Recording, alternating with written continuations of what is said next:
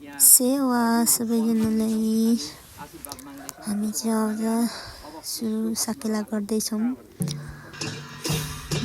ठाउँमा पुगिसक्यौँ हामी।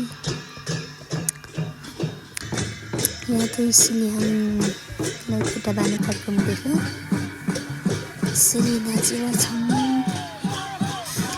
गाउँघरतिर साकेला सुरु भइसक्यो।